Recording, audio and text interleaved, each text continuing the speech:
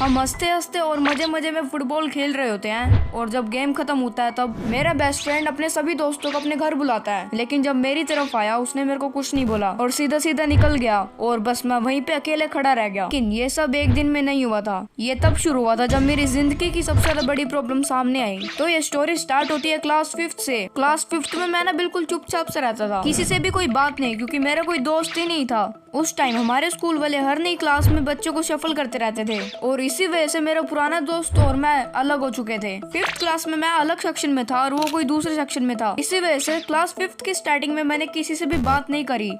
लेकिन फिर हमारी क्लास में अचानक से पीरियोडिक टेस्ट आ जाते हैं। हमारे स्कूल में पीरियोडिक टेस्ट देने के लिए हमें रोल नंबर वाइज बिठाया जाता था और उस टाइम मेरे साथ एक लड़के को बिठाया जाता है। स्टार्टिंग में तो हमारी बात नहीं होती है, लेकिन जहाँ तक मुझे याद है कुछ दिनों बाद तक वो मेरा बिल्कुल अच्छा दोस्त बन जाता है। हमारी दोस्ती इतनी अच्छी हो चुकी थी कि वो मेरा बेस्ट फ्रेंड बन जाता है। पूरी क्लास में हमसे अच्छी दोस्त किसी और की थी ही नहीं। वो इस टाइप का बंदा था ना जो बिना किसी रीजन के हंसते रहता था और साथ भी रहता था। इसके साथ साथ मैं बहुत ज्यादा खुश भी हो जाता हूँ क्योंकि मैं हमेशा से अकेले ही रहा था और अब मुझे मेरा बेस्ट फ्रेंड मिल चुका था। कुछ दिनों तक तो यही सब चलता है, लेकिन कुछ दिनों बाद हम एक ग्रुप में चले जाते हैं जिसमें पहले से 2-3 बच्चे थे और वो भी हमारे दोस्त बन जाते हैं। लेकिन फिर भी हम उनसे इतना भी ज्यादा बात नहीं करते थे क्योंकि मैं और मेरे बेस्ट फ्रेंड आपस में बहुत ज्यादा खुश थे और उस टाइम तक तो सब कुछ ठीक था। उसके साथ रहते रहते पता नहीं लगा कि कब 2-3 साल बीत गए और हम क्लास 5th से क्लास 8 में आ जाते हैं। और तभी मेरी पहली प्रॉब्लम आती है क्योंकि 8th क्लास में मेरा दोस्त ही नहीं होता क्योंकि उसने स्कूल चेंज कर लिया था और उस टाइम तो ना चाहते हुए भी स्कूल में मेरे को जाना ही पड़ता था और अब मैं बिल्कुल अकेला हो चुका था दोबारा से। उस दिन के बाद तो स्कूल कभी सेम लगा ही नहीं था। जब कोई दोस्त चला जाता ना तब एक अलग सी एम्प्टीनेस वाली फीलिंग आ जाती है क्योंकि मुझे भी नहीं पता था जो टाइम मैंने उसके साथ बिताया वो किसी और के साथ बिता पाऊंगा या फिर नहीं। और फिर इसके बाद मैं स्कूल में सबसे ज्यादा अकेला और चुप से ही रहने लग जाता हूँ। फिर तभी एक दिन मेरे पास उसी ग्रुप से एक बच्चा आता है जिस ग्रुप से मेरे को मेरे बेस्ट फ्रेंड ने मिलाया था और उसी में से ये बच्चा था। अब मैं इसे पहले से जानता था तो ये तभी मेरे से बात करने के लिए आया था और फिर धीरे धीरे करके हम दोनों दोस्त ही बन जाते हैं। लेकिन अभी भी उसमें वो वाली बात नहीं थी। लेकिन उस टाइम तो मैं बहुत ज्यादा अकेला होता हूँ, इसलिए मैं ये सोचता हूँ कि चलो इसको ही दोस्त बना लिया जाए।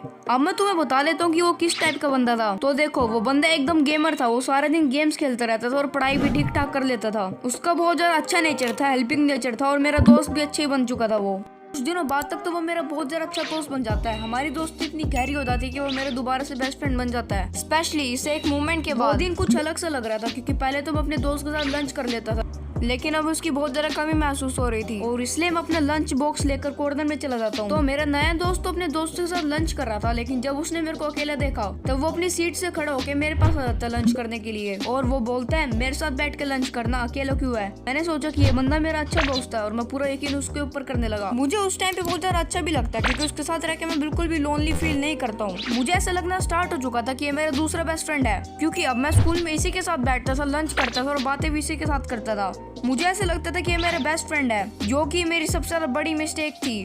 और वो वाली गलती बताने से पहले मैं तुम्हें एक और इम्पोर्टेंट बात बताना चाहता हूँ कि अगर तुम यूट्यूबर हो और तुम्हारी साउंड इतनी अच्छी नहीं आती वीडियोस में या फिर साउंड में बहुत ज्यादा बैकग्राउंड नॉइस आता है और इस प्रॉब्लम को सॉल्व करने के लिए तुम्हें चाहिए होगा एक चीप और बेस्ट माइक, जो कि तुम्हें इस वीडियो के डिस्क्रिप्शन बॉक्स में और कमेंट बॉक्स में मिल जाएगा और वहाँ पे और भी ज्यादा इंपॉर्टेंट लिंक्स है, क्लिक करके चेक कर लेना। चलो आगे बढ़ते हैं स्टोरी में, क्योंकि धीरे धीरे कुछ ऐसी चीजें नोटिस होने लग जाती है जो पहले मैंने कभी भी नोटिस नहीं करी थी। पहले तो सब कुछ ठीक था, वो मेरे साथ अच्छी तरह बात भी करता था, लेकिन कुछ दिनों बाद तक अचानक से उसने मेरे से बात करना छोड़ दी या फिर कभी करता था तो फिर बहुत कम। जब उसका कोई काम होता था तब तो वो बिल्कुल अच्छी तरह बात करता था, लेकिन उसके सिवाय बिल्कुल भी बात नहीं करता था वो। और जब उसका कोई फ्रेंड आता तब मैं पता नहीं किधर गायब हो जाता था और उस टाइम तो सच में मेरे को बहुत ज्यादा बुरा लगता था क्योंकि मैंने अपने दो बेस्ट फ्रेंड गवा दिए।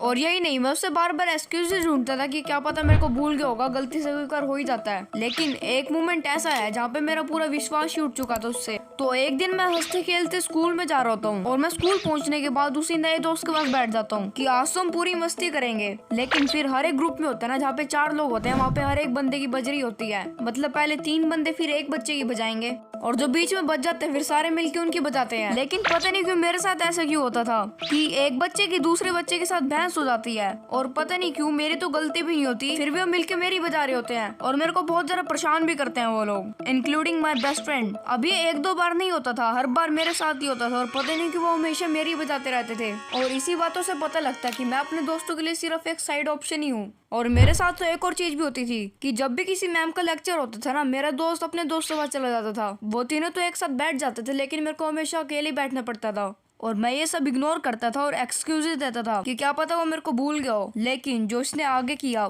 उसके बाद से तो मैं इसे बिल्कुल भी बात नहीं करना चाहता था। तो एक दिन हम ऐसे लंच ब्रेक में सारे मिलके बातें कर रहे होते हैं और मैं भी उनके बीच में था। और सच बताऊं तो ऐसा मोमेंट मेरे लिए बहुत ज्यादा ऑकवर्ड हो जाता है क्योंकि कभी भी वो मेरे दोस्त थे ही नहीं। और उस दिन मैं सबके साथ एंजॉय भी कर रहा था और उन सबके साथ अच्छी तरह बात भी कर पा रहा था। और तभी कोई बोलता है, यार इस सैटरडे हमें पार्टी करनी चाहिए स्कूल में, क्योंकि उस टाइम हमारी 8th क्लास खत्म ही होने वाली थी। सब लोग एक्साइटेड हो चुके थे, सब कहने लगे थे हाँ यार बिल्कुल करते हैं। और मैं भी वहाँ था, मेरे को भी लगा था कि मैं भी उस प्लान का पार्ट हूँ और मैं भी बोलता हूँ हाँ यार मैं तो ये चीज लेके आऊंगा खाने की।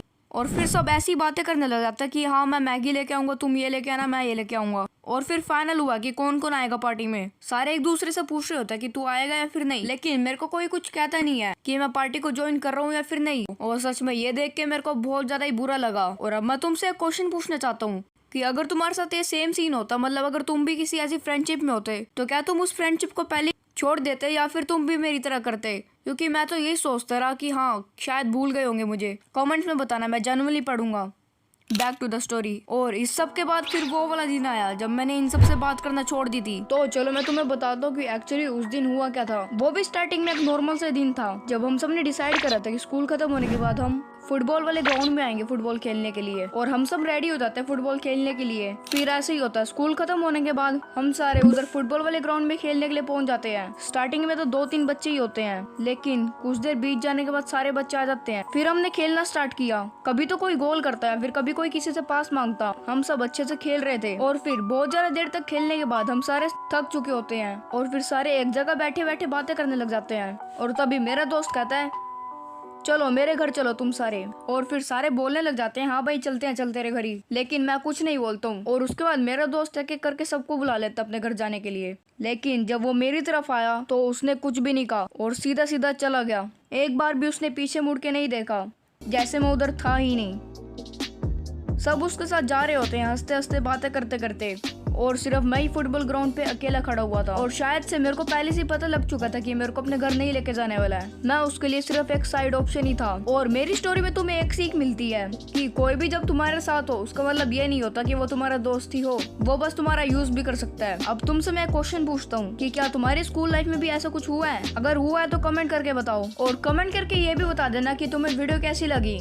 और क्या तुम्हें पता कि एक बार मेरा सीक्रेट यूट्यूब चैनल घर पर रिवील हो जाता है सबके सामने, और फिर जो मेरे साथ होता है वो तुम सोच भी नहीं सकते। अगर वीडियो देखना चाहते हो तो स्क्रीन पर आने वाली वीडियो पे क्लिक कर दो।